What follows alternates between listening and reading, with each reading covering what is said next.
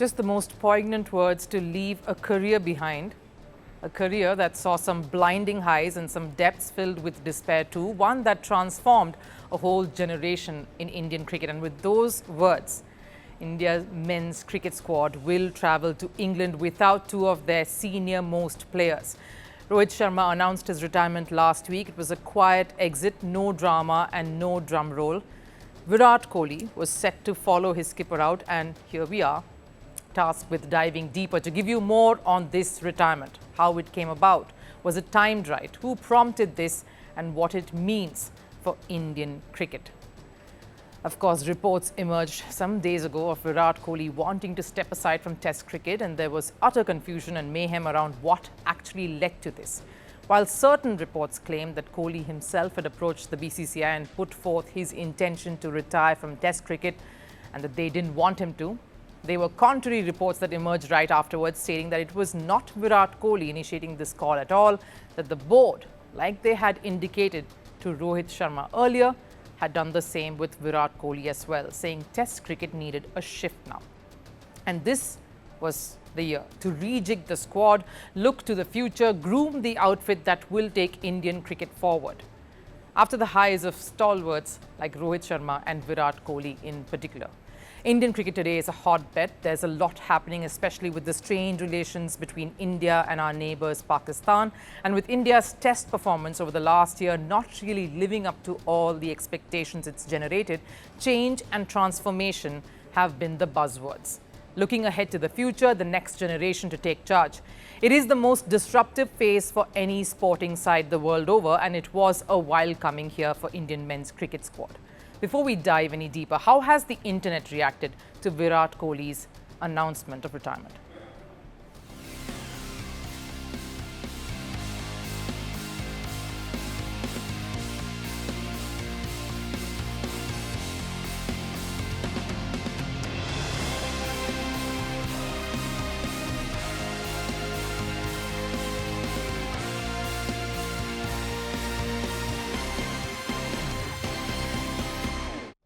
But before all this, a lot of international cricketers who are commentators now were also jumping into the raging debate. Should Virat Kohli really quit now? Is Test cricket done with him? Can the Indian batting lineup look as good without Virat in the 11?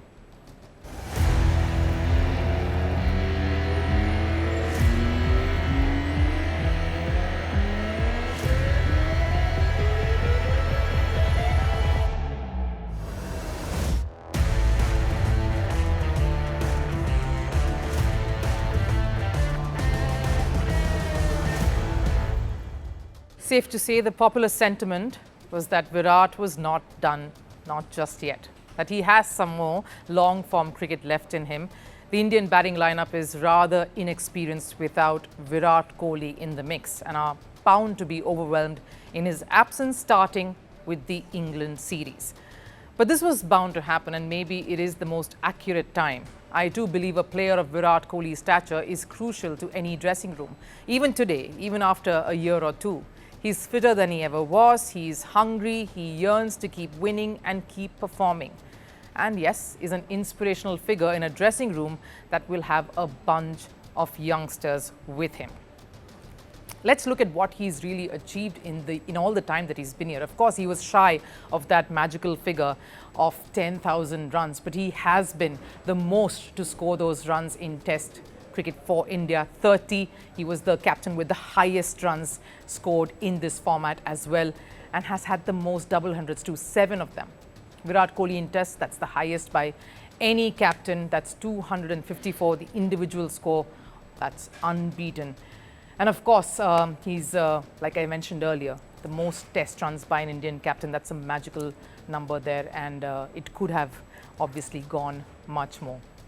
This is, of course, another achievement, a landmark achievement for him as a captain as well. Most Test wins that he's achieved, that's 40 in his career. So yes, it's been a magnificent ride for him, and he's obviously set a path for Indian cricket. But here's where the argument shifts. He's not exactly had a peachy time in Australia. Sure, he scored 100 there, but nothing came after that knock. He was struggling, and it was there for everyone to see.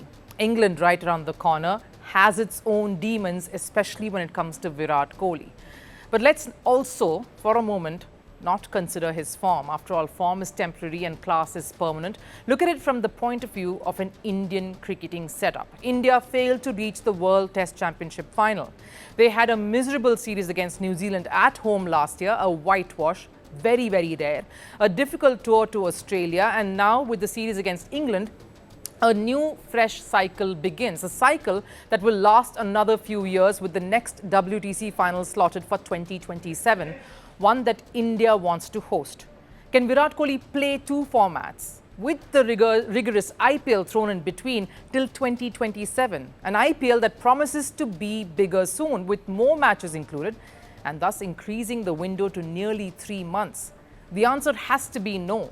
If the BCCI and Virat wanted to continue, it had to be till 2027. It couldn't have been for however long Virat felt he could go on till.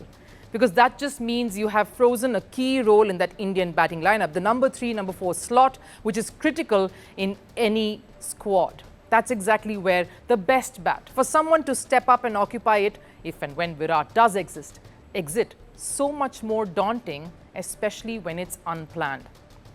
And that just throws India's strategies and all possible plans right out of the window. Yes, India probably is not ready to fill the void Virat Kohli will leave in that middle order, in that dressing room. There is little doubt to that. It's a massive spot that is tough to fill. And not just that, the infectious energy and his cricketing acumen, it'll be near impossible for anyone else in this generation to match that. But India will just have to try to take that aggression, that hunger to set higher standards that Kohli reintroduced to this dressing room and take it forward. They may fail. A young outfit led by Shubman Gill, who's still starting to find his own feet in international cricket, is far from ideal, but it just shows some vision, some sense of direction, and that the fact that they are willing to take that leap of faith, that they are willing to fail, to falter and grope along to find their way, but at least a way forward. It would mean looking ahead and not glancing behind, and that's the best place to restart post Virat Kohli and Rohit Sharma.